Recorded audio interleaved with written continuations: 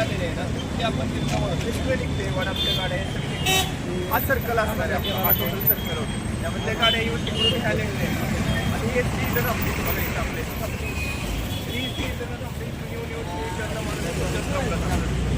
म्हणजे इथला स्टॉपच आपण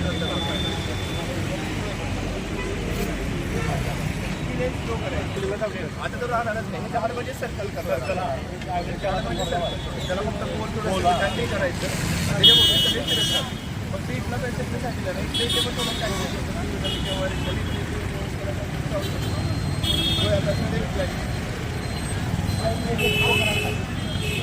इकडे पण करावं लागतं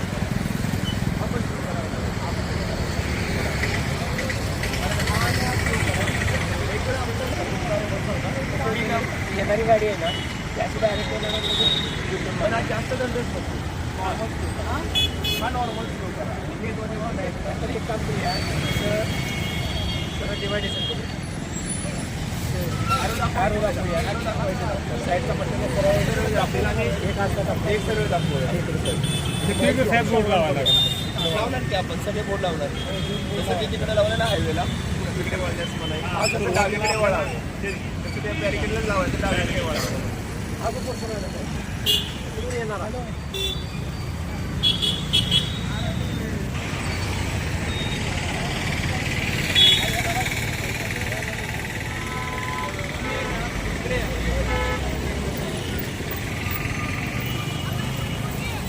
साहेब काय होतं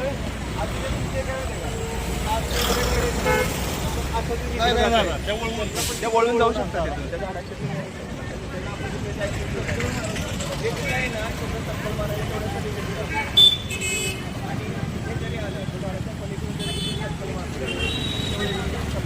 मोठ्या गाड्यांना पर्याय नाही मोठ्या गाड्यांनी वळूनच जाऊ मोठ्या गाड्यांना मला तरी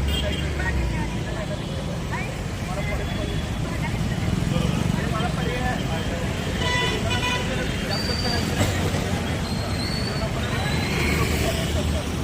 त्याला माहिती त्याला माहिती इथं वळता येतं तो काय करेल तिथं जायला फॉरेस्ट कॉलनीमध्ये इकडच्या मार्केट ऑप्शन्स आहे इथे करताना आहे ना आपण एक ट्रेन मोठा बॅरिकेडिंग करणार आता मोठं बॅरिकेडिंग अशी दिशा देणार हा म्हणजे अशी दिशा दिली दिशा देतो जसं आम्ही कोणाच्या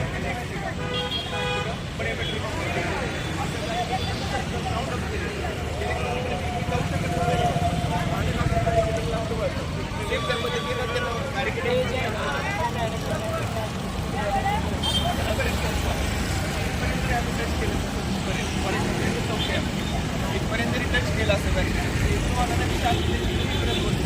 त्यांना पर्याय इकडे ठेवायचं त्यामुळे तुम्हाला हात गाडीकडे अर्धा मोठं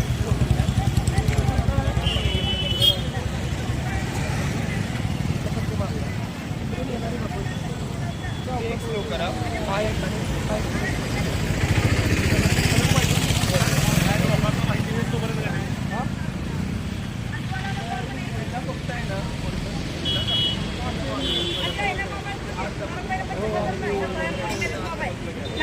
मोबाईल दिले मारा मला मोबाईल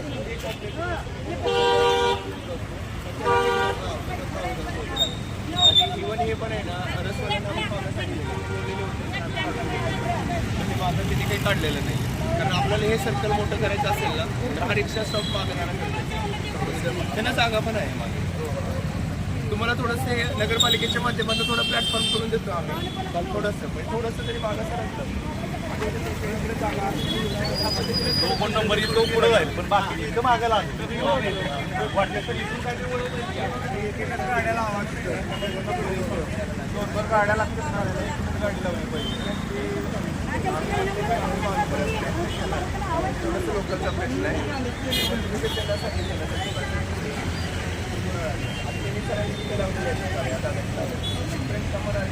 काय प्रॉब्लेम नाही संस्था तुम्हाला फार मोठं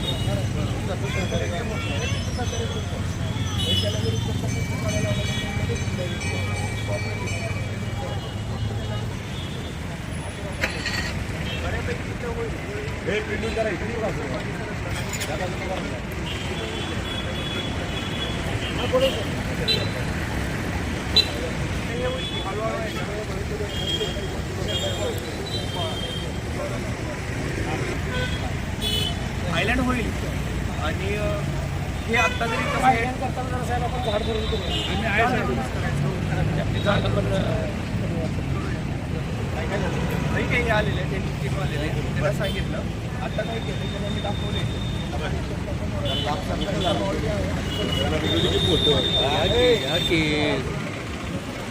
काका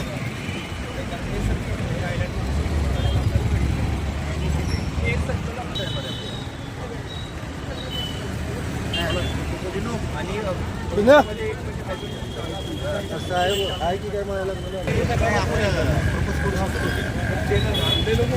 इकडे येऊन ती ब्लॉक करते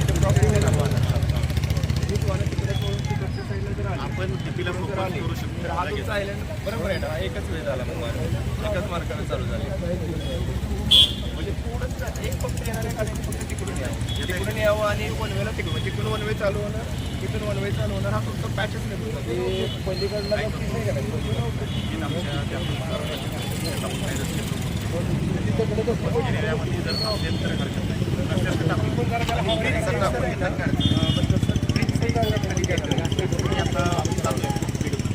त्यांना ते सांगितलं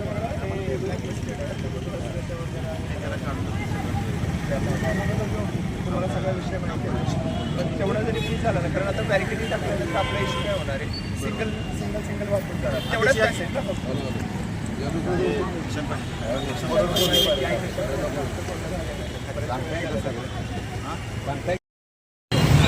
दादू साहेब झालं हो हो चालू करू का थोडं क्लोज हा करा. सातारा शहराचं प्रवेशद्वार म्हणून गोडरी चौकातील या भागास ओळखलं जातं. सातारा शहर नगर परिषदेची सार्वत्रिक निवडणूक नुकतीच संपुष्टात संपलेली आहे. याच्यामध्ये सातारा शहरातील नागरिकांचा विशेष करून या गोडरी चौकातील साईबा मंदिर परिसर गोडरी जकात नाका या परिसरामध्ये गेले कित्येक वर्षापासून वाहतूक कोंडीचा प्रश्न होता. या वाहतूक कोंडीच्या प्रश्नासंदर्भात सातत्यानं माध्यमांच्याद्वारे त्याचबरोबर नागरिकांच्याद्वारे कायमस्वरूपी आवाज उठवला जात होता. मात्र यामध्ये या वाहतुकीची कोंडी सोडवण्यासाठी मोठ्या प्रमाणावरती पुढाकार घेणं अत्यंत आवश्यक होतं. आत्ताचे आमच्या सातारा शहराला वाहतूक पोलीस निरीक्षक म्हणून जे लाभलेले यादव साहेब आहेत यांनी अत्यंत चांगल्या स्वरूपाचा पुढाकार घेऊन आम्ही सांगायच्या अगोदरच त्यांनी स्वतःचं त्यांचं प्रपोजल तयार केलं जे जनसामान्य सर्व नागरिकांना मान्य असेल अशा स्वरूपाचं.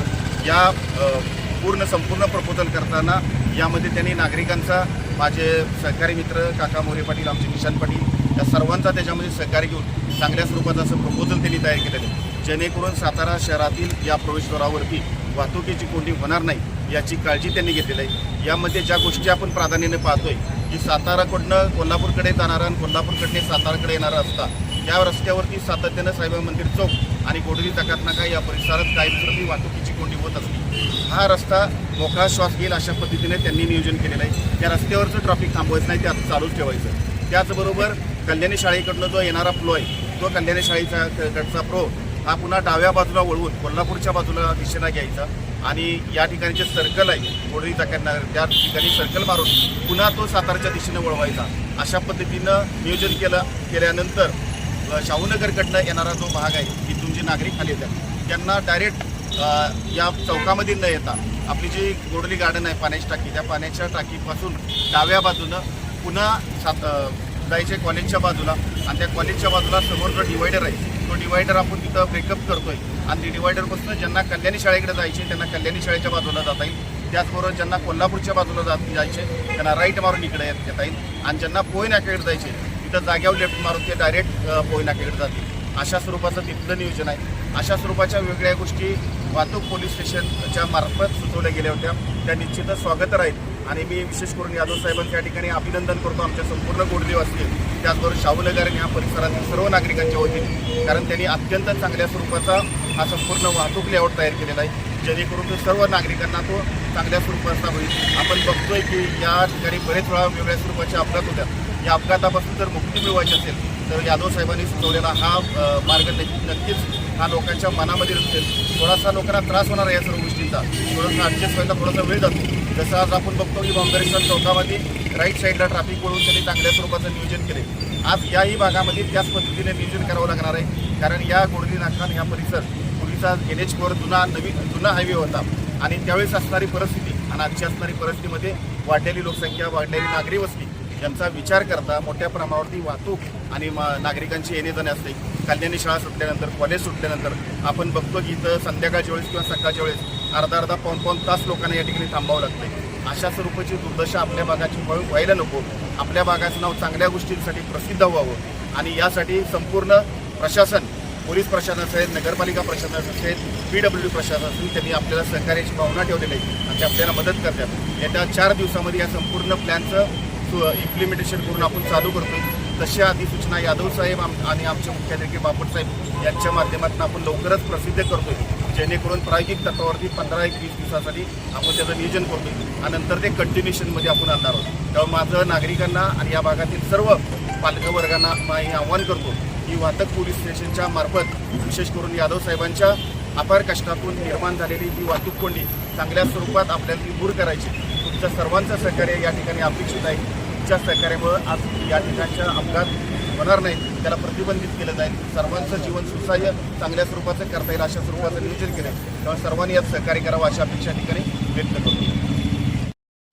आत्ताच आमचे ज्येष्ठ सहकारी नगरसेवक ॲडव्होकेट बनकर साहेब, त्याचबरोबर आमचे नवनिर्वाचित या भागातील नगरसेवक विनोद मोरे,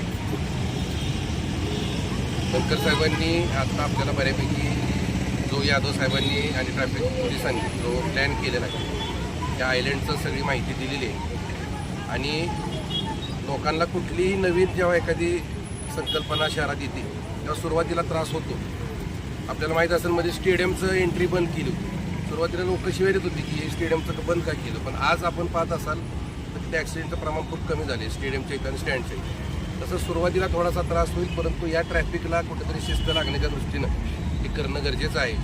आणि भविष्यामध्ये बनकर साहेबांनी जी गोडली तळ्याचं सुशोभीकरण आणि जे छत्रपती संभाजी महाराजांचं पुतळ्याचं लवकरच कार्यक्रम मोठ्या प्रमाणात होणार आहे, तर ते पाहण्यासाठी सातारा शहरातीलच नाही तर आपल्या तालुक्यातनं लोक येणार आहेत आणि तेव्हा परत पार्किंगचा इश्यू होणार आहे.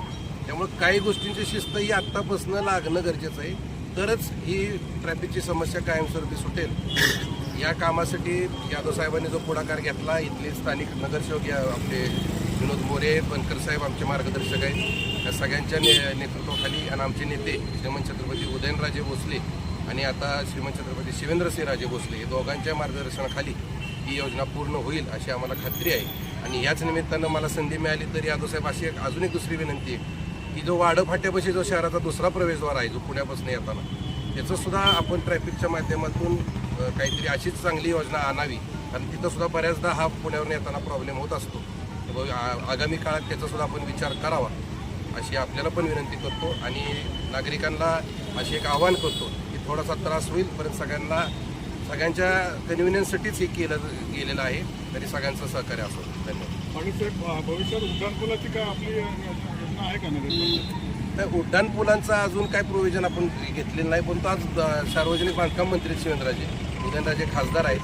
नक्कीच दोघांच्याही संकल्पनेतनं आपण भविष्यात सातारच्या गरजेच्या ज्या गोष्टी आहेत त्या करण्याचा प्रयत्न करू.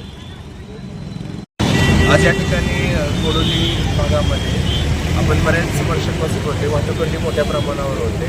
गेले बऱ्याच महिन्यांपासून वाहनाची संख्या पण वाढलेली दिसते आणि आम्ही बऱ्याच वेळेला प्रयत्न केला आम्ही अंमलदारांच्या माध्यमातून इथे उभे करून की वाहतूक कोंडी सोडवण्यासाठी, परंतु वाढती वाहनांची संख्या आणि रस्त्यांचं डेन्सिटी पाहता असं लक्षात आलेलं आहे की वित्तीय वाहतूक कोंडी सोडवण्यासाठी मोठ्या प्रमाणावर इन्फ्रास्ट्रक्चरमध्ये बदल करणं पण गरजेचं आहे. त्यामुळे आम्ही बनकर साहेब, मोरे साहेब आणि किशन पाटील सर यांच्या माध्यमातून त्याची चर्चा करून त्यांनी आणि आम्ही अशा लोकांच्या समन्वयक भूमिकेतून एक प्लॅन केला.